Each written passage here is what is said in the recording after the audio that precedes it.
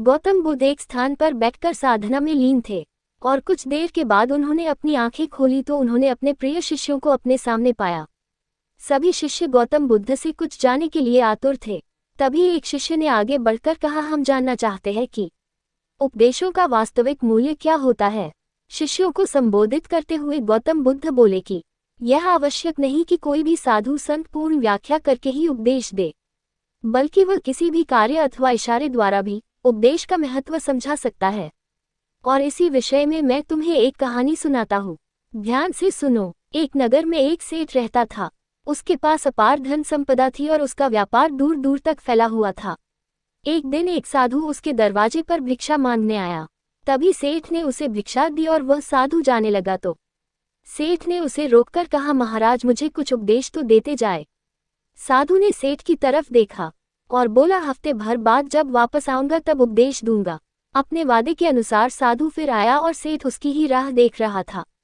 सेठ ने उसे देने के लिए तरह तरह के पकवान तैयार कर रखे थे।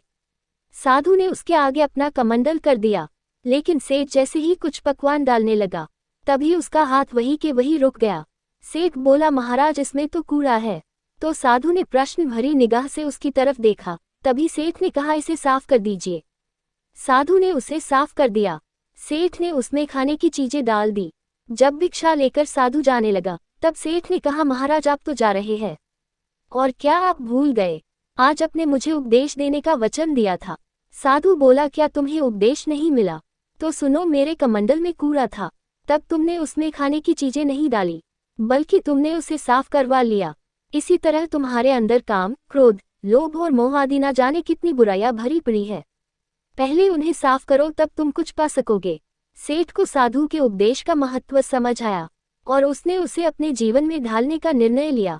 दोस्तों, हम सब के अंदर कुछ न कुछ बुराइयां या कमी होती है। हमें उनके बारे में पता कर और उन्हें दूर कर आगे बढ़ना चाहिए। हर चीज संभव है, बस जरूरत है तो आत्मविश्वास की। वीडियो को लाइक करना ना भूलें। मिलते हैं कल फिर एक नई कहानी के साथ। नमो बुद्धाय।